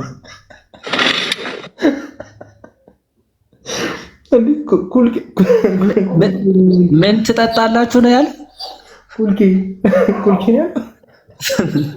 ምን ጉድ ነው እሱ ደግሞ ይሄን ሲያወራ እኮ ቪዲዮውን ብታየው ራሱ እቺ የጠራትን ነገር ራሱ እየመታ ነው የሚመስለው ቪዲዮውን አይተኳል ቆይ እስቲ እሱን እንኳን ምንኛ አናቆም ነገር ይሆን መስቲ ነው ምድረ ኩልኪን ስጠጣ ነስጨልጥ ነው የምትውለው ኩልኪ አረቄ ነው እሺ ሄዶ እየቀሰቀሱ ነው አና ሉተራን የምትባለው ልጅ ጋር ይኸው እንደዚህ ተናግረዋል። ላሳይሽ እንዴ ማንን ነው እንትን በምስክርነት እየጠሩ ያሉት? እሺ ለማንኛውም እስቲ እናቱ ሰላም በለን፣ ከዛ እናቱ ሰላም ይበለን። እናቱ እንኳን ደህና መጣ ብሩስኪ። ችግር እኮ ነው። እንዴት ናችሁ? የክርስቶስ ጸጋና ሰላም ከሁላችን ጋር ይሁን። ጋዶ ሁላችሁንም ሰላም ብያለሁ። አሜን። እናቱ እንኳን ደህና መጣ ብሩስኪ፣ እንኳን ደህና መጣ። እሺ የዋዲ ኩልኬ ወይ ደግሞ የአረቂዋን ፓርት ተዋትና እስኪ ቅድም ፓስተሩም ሲናገራቸው የነበሩ ነገሮች አሉ። በኋላ ደግሞ አሁን እነዚህ ነገሮች ካመጣም በኋላ ደግሞ ቀለሜ ነገረ ክርስቶስ ላይ ሲያቦካ ነበር። ነገረ ክርስቶስ ላይ ሲያቦካ ነበር። ወደሱ ደግሞ እንመጣለን። እሺ የዋዲ ሀሳብ ሰጠ ፓፓ ጎ ሄድ። ኦኬ ለእኔ ይቅርታ አድርግልኝና ማለት ፐርሰናል ምናምን አይደለም። ይሄ ልጅና ቀለሜ አንዳንዴ በአባቶች ዙሪያ የሚናገሩት ነገር እንደው ድንቁርና መልክ ቢኖረው የሚያስብሉ ሰዎች ናቸው። ማለት ይቅርታ ስድብ አይደለም፣ መልክ ቢኖረው እነዚህ ሰዎች የሚመስል ነው። ይሄ ወገናችን አይ ቲንክ እነ አትናቴዎስ እነ ፖሊካርፕ ብትል ጭንቅላት ይኖርህ ነበር ማለት እንደዚህ አይነት ጭንቅላት ይኖርህ ነበር ወይ ባትል ኖሮ የሚል ሀሳብ አንስቷል። ማይ ብራዘር ፀጉር ራሱ የአንተ እውቀት መሮት ሄደ በኗል። እውቀትን በልክ አድርገው አናት እንዳያመልጥ በዚህ እና ከባድ ነው። እንደዚህ በጣም ሰለሽ ታውቃለህ። እንደዚህ አይነት ረገጣ ካካሄድክ በኋላማ በጣም ከባድ ነው ብለህ ማለፍ አትችልም። እሺ አይ የምሬን ነው። በጣም እንዲህ አባቶች ላይ የሚናገሩት ነገር በጣም ስለሚገርመኝ አክቹዋሊ የቀለሜ ተማሪ ነው ይሄ ልጅ። እሱ ጋር ቁጭ ብለው የሚውል ነው። እሱ የተናገረው በቃ የሚያስተጋባ ልጅ ነው እና ሊትራሊ ይሄን ንግግር ከቀለሜ ከራሱ ያመጣው ነው። ቅዱስ ዮሐንስ አፈወርቅ ተራ ሰው ነው፣ ፖሊካርፕ ተራ ሰው ነው ምናምን ሲል ነበረ። እንደው ሌላው ይቅር፣ እንደው ክርስቲያን ተብላችሁ መጠራታችሁ ይቅርና እንደው ሰው በሰውነቱ ራሱ ተራ ሰው አይባልም። ያው ቅድስናቸውን አንዴ ትተነው በሰውነታቸው ራሱ ተራ ሰው እያልክ እንኳን እነሱ አንድ ሰው ራሱ ተራ ሰው ተብሎ አይጠራም። መጀመሪያ ሲቀጥል የሆነ ከክርስትና የመውጣታችሁ ጥግና ከእስልምና የባሳችሁ መሆናችሁ የሚያስታውቀው እነዚህ ቅዱሳን አባቶችን ተራ ሰው እያላችሁ ነው የምትጠሯቸው። ተራ ሰው ማለት በጣም በሚያሳዝን ሁኔታ ቀለሜ እነ ቅዱስ ዮሐንስ አፈወርቅን እነ ፖሊካር በረከታቸው ይደርብንና ተራ ሰዎች ብሎ ታስታውሳላችሁ። ቲቢ ጆሹዋ የተባለ መተተኛ ጠንቋይ ሰውዬ እሱ ጠንቋይ ነው የሐሰት መንፈስ አለበት ተብሎ 3 ወር ሙሉ ሲያለቅስ እሱን ሐሰተኛ ያልቅ በፍርድ ቀን እግዚአብሔር ፊት ትገለጣታለህ ሲል ነበር። የቱ ጋር ነው አእምሯችሁ የሳተው?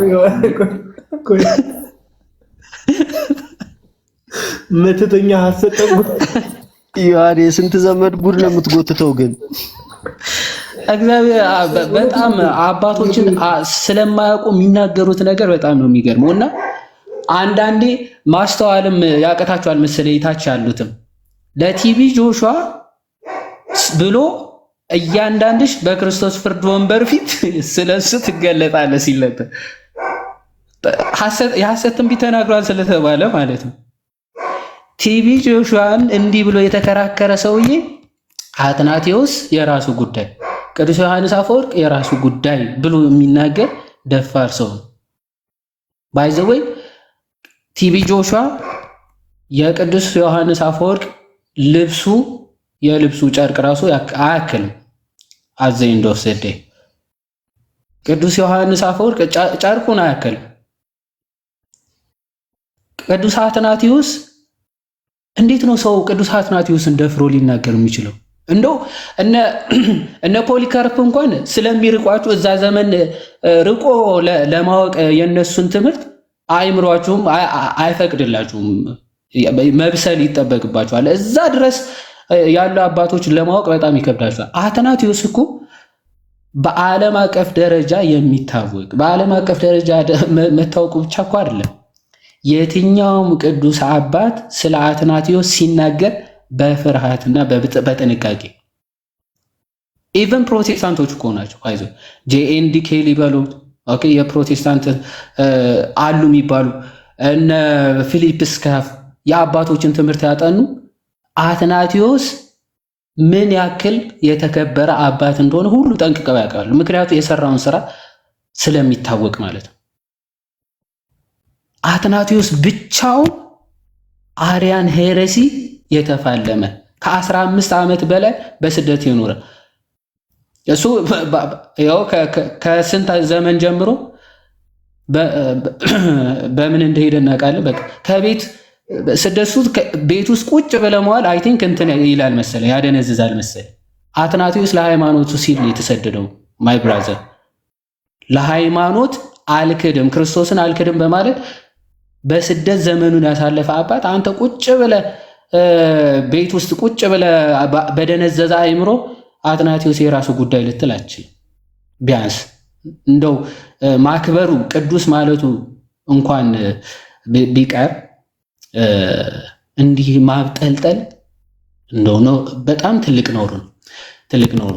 ፖሊካርፕ በዚያ እድሜው ለክርስቶስ ሰማዕትነት የተቀበለ እንደው ተአምራቱ እዛ በአደባባይ እኮ ነው የታየው። እሳት ያላቃጠለው እሳቱ አላቃጠል ብሎ ኦኬ፣ በምስክርነት ክርስቲያኖች ፊት ለፊቱ ያዩት ታላቅ አባት እሳት እንዲነድበት በላዩ ላይ ክርስቶስን እንደው ካደው ሸምግልሃል ሲባል እስከዚህ እድሜ ድረስ ክርስቶስ ምንም ነገር አላጎደለብኝም፣ እኔ ደግሞ በዚህ ሰዓት አልክደውም። እናንተ የምታዩት ለደቂቃዎች ነዶ የሚጠፋ እሳት ነው። የኋለኛው ዘመን እሳት ብታውቁ ኖሮ ይህንን ያን ያክል ባላስጨነቃችሁ ነበረ። ስለዚህ ለመቃጠል ፈቃደኛ ነን ብሎ የተናገረ ታላቅ አባት ነው ፖሊካርፕ። ይህንን አታቅም አንተ አታቅም። አባቶችን ዝም ብለህ እንደመጣለ መሳደብ በጣም ትልቅ ነውር ነው። ትልቅ ነውር ነው። የዛ ፓስተር ግን እንደ አሌክስን የተባለው እውነት ለእግዚአብሔር መንግስት ሩቅ አይደለህም እንደተባለው ትምህርቶችን መመዘን ትምህርቶችን መጽሐፍ ቅዱስ እንደፈለግ አምጥተህ እንዳተረጉም የሚያደርግህ ምንድነው? ሆሊ ትራዲሽን ነው፣ የአባቶች ትምህርት ነው። ለዛ ነው አባቶች የሚጠሏቸው። አባቶች የእነሱን ትምህርት አጠናግሮ ስለሚጥልባቸው ምን ያደርጋሉ? እኔ ከሱ በላይ ነኝ ለማለት እንዴ ከአባቶች በላይ ለመሆን ስለሚፈልጉ የራሱ ጉዳይ ይላል። ክርስትና መስመር እንዲኖር የተገለጠው እውነት ከመጀመሪያ ጀምሮ የተገለጠው እውነት ይዘህ ሳትሸራረፍ፣ ሳትበርዝ፣ ሳትደልዝ የራስህ ዕውቀት የራስህ ፍላጎት ሳትጨምርበት እንድትቀበል የሚያደርግ ሆሊ ትራዲሽን ነው፣ የአባቶች ትምህርት ነው። ፕሮቴስታንት ጴንጤቆስታሎች ስፔሻሊ በጣም ትዕቢተኞች የትዕቢት መንፈስ ያለባቸው ስለሆኑ ከእነርሱ በላይ እንዲሆን የሚፈልጉት አካል የለም። ከግላቸው የራሳቸውን ቸርች ጨምሮ ማለት የራሳቸውን ቸርች ጨምሮ ከእነርሱ በላይ እንዲሆን የሚፈቅዱለት አካል የለም። ታዲያ ምንድነው የሚያደርጉት? ቤተ ክርስቲያኒቱ የራሱ ጉዳይ ይላል፣ አባቶች የራሳቸው ጉዳይ፣ ሁሉም የራሳቸው ጉዳይ ይላል። እና ማን ነው የሚያስረዳ? ወይም ደግሞ ማንን ነው የምትቀበለው? መጽሐፍ ቅዱስን ይላል። መጽሐፍ ቅዱስ እኮ ነው እየጠቀሱ እንደዚህ አይነት መረዳት ውስጥ የደረሱት እነሱ የራሳቸው ጉዳይ። ስለዚህ እኔ ብቻ ነኝ ሁሉም ነገር ማቀው እኔ ነኝ የክርስትና ልክ ብለው ነው የሚያስቡት እነዚህ ሰው። ይሄ ደግሞ መንፈሱ ከማን እንደሆነ የታወቀ ነው፣ የተገለጠ ነው። ትዕቢት ሁልጊዜ ከዲያብሎስ ነው። ትዕቢትን ደግሞ ውድቀትን ትቀድማለች። ለዛ ነው ሁሉም ይነሳሉ፣ የራሳቸው ትምህርት ይዘው ይነሳሉ፣ ግን አፈር ድሜ ሆነው ይጠፋሉ። በህይወት እያሉ ራሱ ትምህርታቸው አይቀጥልም። ምክንያቱም አስጀማሪው መንፈሱም የታወቀ ስለሆነ። የክርስትና ትምህርት ግን ትናንት አለ፣ ዛሬም አለ፣ ነገም ይኖራል፣ ይቀጥላል ሳይሸራረፍ። ብዙ የሐሰት ትምህርቶች ይመጣሉ፣ ይሄዳሉ። ነፋስም መጣ ጎርፍም ጎረፈ ያንን የአሸዋ ቤት ምን ይለዋል? ያፈርሰዋል።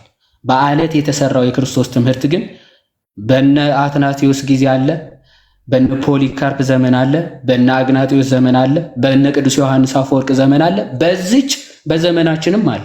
እሱም እዚች ቤተክርስቲያን ላይ አለ። ወደፊትም ይቀጥላል። ያ ከነ ፖሊካርፕ የተቀበልነውን እምነት ከነ ዮሐንስ የተቀበልነውን እምነት እስከ ዘላለም ድረስ ይቀጥላል። ይህ ደግሞ የክርስትና መለያው ክርስቶስም ቃል የገባው እውነት ስለሆነ ሁልጊዜ ቤተክርስቲያንን እንዲጠብቃት መንፈስ ቅዱስን ስለላከ ክርስቶስም ከቤተክርስቲያን እንደማይጠፋ እንደማይተዋ ቃል ስለገባ ትምህርቷ ፈጽሞ የሚጠፋ አይደለም፣ ለዘላለም ጸንቶ ይኖራል።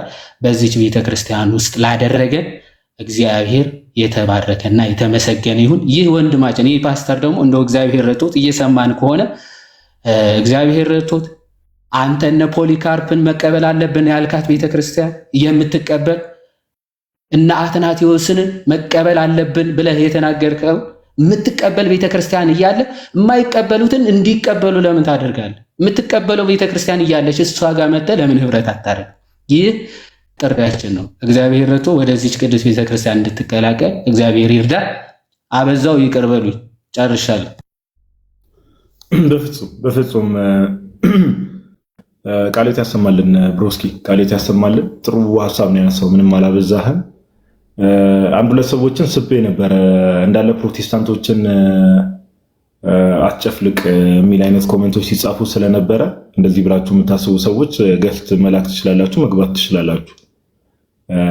ቅድም የፓስተሩ ንግግር የእኛ እምነታችን ስለሚታወቅ የእኛ እምነታችን እንደነ ቅዱስ ቆጵሪያኖስ እነ ሲፕሪያን ኦፍ ካርቴጅ እንደሚናገሩት ዜር ኢዝ ኖ ሳልቬሽን አውትሳይድ ዘ ቸርች ብለን ነው የምናምነው እንደ አባቶቻችን። ኦኬ፣ ከቤተክርስቲያን ውጭ ድህነት የለም እንደ አባቶቻችን ብቻ ሳይሆን እንደ መጽሐፍ ቅዱሱ። ኦኬ፣ ቤተክርስቲያን ስንል ክርስቶስ ራስ የሆነላት ክርስቶስ ራስ ስለሆነላት ቤተክርስቲያን እያወራን ያለ ነው። ከዛ ህብረት ውጭ ድህነት የለም። ጳውሎስ ለጢሞቴዎስ በሚነግረው ሰዓት የእውነት አምድና መሰረት የእግዚአብሔር ቤተክርስቲያን ብሎ የጠራት ያቺ ቤተክርስቲያን ከእርሷ ውጭ ድህነት የለም። ኦኬ፣ ከእሷ ውጭ ትሩዝ የለም። ከእሷ ውጭ ፋውንቴን ኦፍ ትሩዝ የለም። ስለዚህ ይሄ ነው እምነታችን እና እንደው ከስርዓት አንጻር ለአንዳንድ ነገሮች ከመታመን አንጻር አትሊስት አለ አይደለ የመጀመሪያዎቹ ፕሮቴስታንቶች በተወሰነ መልኩ ይሻላሉ ነው እንጂ ያው ወደ እነሱ ጋር ብንሄድም እኮ ገና ከስር መሰረቱ እኮ ነው። እነ ሉተር እነ ስፔሻሊ ሉተርና ዙዊንግሊ እነ ጆን ካልቪን መካከል እኮ ጸብ የነበረው እርስ በርስ መወጋገዝ፣ መጻጻፍ እነዚህ ነገሮች እኮ የነበሩት ኢቭን በኋላ ደግሞ የሉተር ተማሪዎች ሆነው የተነሱት ከአናባፕቲስቶችን ብትመለከቱ እርስ በርስ መወጋገዝ እኮ የተጀመረው ፕሮቴስታንቲዝሙ ዓለም ላይ ያኔ ነው እኮ ዛሬ አይደለም። ኦኬ፣ መወጋገዝ የተጀመረው ዛሬ አይደለም። ኦኬ፣ ስለዚህ ከዛ አንጻር ነው እንጂ ሰዎችን ኦፌንድ ለማድረግ ምናምን አይደለም። አንድ ቪዲዮ ላሰማና ናቱ እዛ ላይ ሀሳብ እንድሰጥ ፈልጋለሁ። ስፔሻሊ ዕብራውያን ምዕራፍ 1 ላይ ቨርሱን ቃል በቃል እንግዲህ ይመስለኛል ወንድማችን ኤርሚያስ ዮሐዴ የብሉይ ኪዳኑ ታቦት ኢትዮጵያ ነው ወይስ አይደለም የሚለው ነገር ላይ በጣም ረጅም ዓመት ለመወያየት የሚጓጓ ሰው ነውና እሱ ነገር ላይ በጣም ከመጠን በላይ ጥናት አድርጌያለሁ ብሎ ያሰበ ይመስለኛል። መጽሐፍ ቅዱስን ማጥናት ትቷል መሰለኝ ይመስለኛል። እኔ የምረዳው እንደዛ ነውና ዕብራውያን መልእክቱ ምዕራፍ 1 ላይ ቆይ አንዴ ጥቅሱ ላንብብላችሁና ዕብራውያን መልእክቱ ምዕራፍ 1 ላይ ከዛ ባለፈም ደግሞ ኢተርናል ጀነሬሽን ኦፍ ዘ ሰን ላይም ደግሞ የሆነ ያቦካው ነገር አለ መሰለኝ። እንደዚህ አይነት ቪዲዮዎች አይቼ ነበር። ዕብራውያን ምዕራፍ 1 ቁጥር 5 ላይ ከመላእክትስ ያው ዕብራውያን መልእክት ሙሉ ሐሳቡ ያው ታች እየተከታተላችሁ ላላችሁ ክርስቲያን ወንድሞች እናቶች ይቅርታ እየተከታተላችሁ ላላችሁ ክርስቲያን ወንድሞች እናቶች ዕብራውያን መልእክት ዋናው ምንድነው ከተባለ ዋናው ዓላማ ዋናው ሐሳብ ምንድነው ከተባለ ቅዱስ ጳውሎስ ዕብራውያን ማለት ለአይሁዶች የተጻፈ መልእክት ነው ወይ ደግሞ ይሄ የመስዋዕቱ ስርዓት ለነበራቸው ለአይሁዶች የተጻፈ ወይ ደግሞ ለዕብራውያን ኦኬ እና ቅዱስ ጳውሎስ ምን እያደረገ ነው? ጌታችን ኢየሱስን ከሁሉም ጋር ነው የሚያወዳድረው። ዕብራውያን መልእክቱ ሙሉውን አይታችሁ ከሆነ ከብሉይ ኪዳን ሊቀ ካህናት ጋር ያወዳድራቸዋል። ከመላእክት ጋር ጌታችን ኢየሱስን ከብሉይ ኪዳን ሊቀ ካህናት ጋር ከመላእክት ጋር ከብሉይ ኪዳን ነቢያት ጋር ያወዳድረዋል እና አጻጻፉ ራሱ እንደዛ ነው እና ዕብራውያን መልእክት ምዕራፍ 1 ቁጥር 5 ላይ ሐዋርያ ቅዱስ ጳውሎስ እንዲህ ብሎ ይናገራል። ከመላእክትስ አንተ ልጄ ነህ፣ እኔ ዛሬ ወልጄሃለሁ፣ ደግሞም እኔ አባት ሆነዋለሁ፣ እርሱም ልጅ ይሆነኛል ያለው ከቶ ለማን ነው ይላል። እንግዲህ ወንድማችን ኤርሚያስ ይህንን ቪዲዮ እንስማ እስቲ። እኔ ወልጄሃለሁ ብሎ የሚለውን አባቱ ስለ ልጁ የተናገረበት የመጽሐፍ ቅዱስ ክፍል ስጠኝ፣ ከሌለ የለም በለኝ።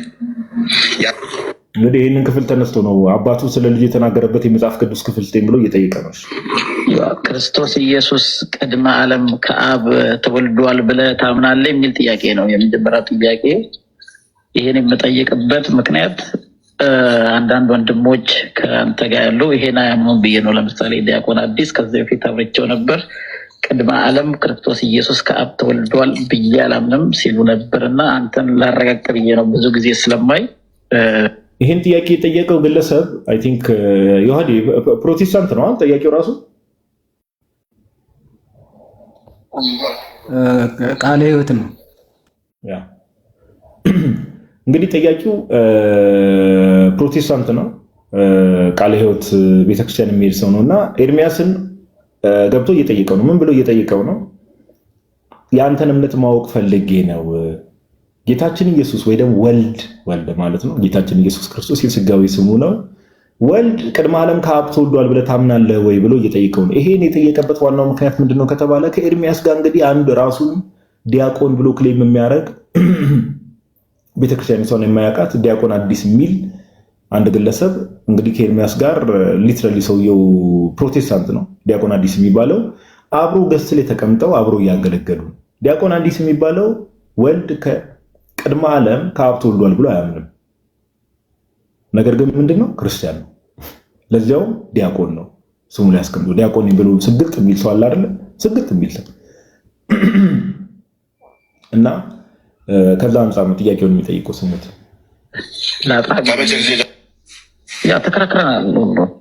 ምን መለሳለሁ?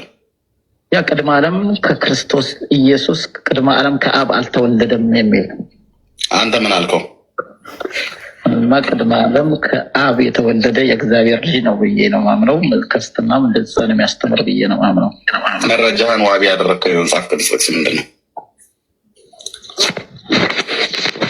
ቅድመ ዓለም ከእግዚአብሔር የተወለደ እንደሆነ ከአብ መወለዱን ቅድመ ዓለም መረጃ ያደረግከው ጥቅስ ምን ነበር? አንድያ ልጅ ይለዋል። አንድያ ልጁን እስኪሰጥ ድረስ በዓለሙን ልጅ ይወደዋል የሚለው ቢጎተን ሰን ይለዋል። ከአብ የተገኘ ልጅ እንደሆነ ያረጋግጣል። ቅድመ ዓለም ተወለደ ይላል። ታዲያ እዛ ጋር የስ ቅድመ ዓለም ኢተርኒቲ ውስጥ ከአብ የተገኘ ነው አይደል? ክርስቶስ ኢየሱስ ይላል። እዛ ጋር ነው ያልኩህ ቃሉ። ቢጎተን ሰን ማለት እየተወለደ ይላል። ሌላ ቦታም ዛሬ ወልጃለሁ ይላል። ብዙ እሱን አዲስ ይህን ስታቀርብለት አዲስ ምን አለ በወቅቱ? ያ በወቅቱ ክርስቶስ ኢየሱስ ከአብ አልተወለደም ነው ያለኝ። መለስካቸው የመጽሐፍ ቅዱስ ምንባባት ውስጥ አብ ከዘላለም ኢየሱስ ክርስቶስን ወለድኩ ብሎ ያለው ክፍል የቱ ጋር ነው ያለው? አሁን ቆይ ወደ ሀሳቡ እንሄዳለን። እሱም ማነው ቀለሜም ዕብራውያን ምዕራፍ 1 ቁጥር 5 ላይ ወንድማችን ኤርሚያስም ገብቶ ስለሚያውካ ማለት በጣም አስተውሉ።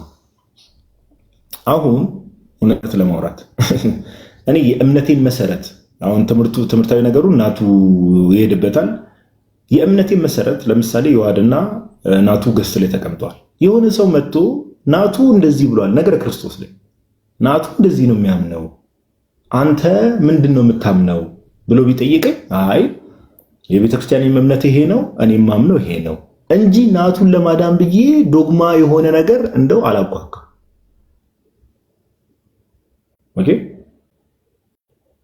ናቱ ጓደኛዬ ነው ብዬ ገስት ላይ ኦር ናቱ ማቀው ሰው ነው ብዬ ዶግማ የሆነ ኦር ሃይማኖታዊ ትምህርት ላይ አላቋቋም። ሌላ ነገር ውስጥ አልገባም። ጥያቄው ምን ነበረ? ቀለሜ የተጠየቀው አንተ ምን ታምናለህ ነው። ስለዚህ አንተ ምን ታምናለህ ከሆነ ጥያቄው በቃ መመለስም ዳይሬክትሊ ዛሲት።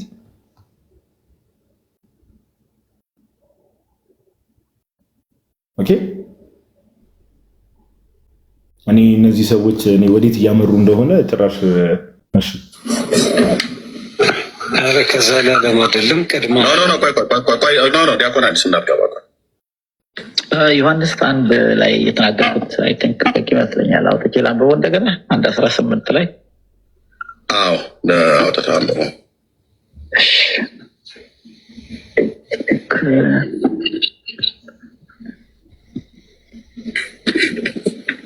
መቼም ቢሆን እግዚአብሔርን ያየው አንድ እንኳን የለም በአባቱ እቅፍ ያለ በአባቱ እቅፍ ያለ አንድ ልጁ እርሱ ተረከው። ይሄ ታይም ስፔሲፊክ አያረግም። ይሄ በኢተርኒቲ ውስጥ ያለ ታይም ስፔሲፊክ የማያረግ ክርስቶስ ኢየሱስ ኦንሊ አንድ ልጁ የሚለው ጋር በኢተርኒቲ ውስጥ የተገኘ የእግዚአብሔር ልጅ እንደሆነ ይገልጻል። የኔ ጥያቄ ምን ነበረ? ቢጎትን እሺ ሜቢ አጠር ያለ ይሄ በጣም ረዘም ያለ ቪዲዮ ነው እና ቀን አንድ ቦታም ሰምቼዋለሁ። እሱም ቪዲዮ ሜቢ አንተ ያው በዚህኛው ስልክ ስለሆነ እንትን ያልኩት አንተ እሱ ላላየው ይችላል። ሜቢ በየትኛው ነው ያለው? ሚያፊሲት ነው ያለው አይደለም? ያኛው ጂሰስ ኢዝ ሎርድ የሚለው ኦኬ። ሚያፊሲት ላይ ካለ ልኬልህ ነበረ። እስቲ ቆይ አንዴ ቼክ ላድርገውሽ። አንዴ ቆይ ሆትስፖት ላብራና እንትን ልበልሽ። አንዴ ጠብቅ ናቶ አንድ ላይ ሐሳብ እንድሰጥበት ነው። አንዴ እናሰማውና ዕብራውያን 1:5 ለክርስቶስ ነው የሚል ካለ ይግባ ሲል የነበረበት ክፍል አለና እሱንም ማየት ትችላለህ። ወይ አይደለም ከሚል ከሆነ በዚህ አጋጣሚ ካለ ታች ይግባ እሱ ራሱ ካለ ማለት ነው። ናቱ ቀጥል። ናቱ ቀጥል። ሐሳቡ እንደዛ ነው። ዕብራውያን መልእክት ምዕራፍ 1 ቁጥር 5 ቀደም ያነበብኩት ክፍል ላይ እንግዲህ ምን አይነት እምነትም እንደሆነ እግዚአብሔር ይወቀው። ሲጀመር ይሄ ክፍል አይደለም የሚል ፕሮቴስታንትም ካለ ሌላም ሰው ማንም ሰው ጴንጤቆስጣልም ካለ መግባት ይችላል። ስለ ኢየሱስ አይደለም እየተወራ ያለው ቁጥር 5 ላይ ያለው ስፔሲፊካሊ የሚል ሰው ካለ መግባት ይችላል። ናቱሻ ካለ መቀጠል ትችላለህ። እኔ ቪዲዮውን እስከዛ አዘጋጃለሁ።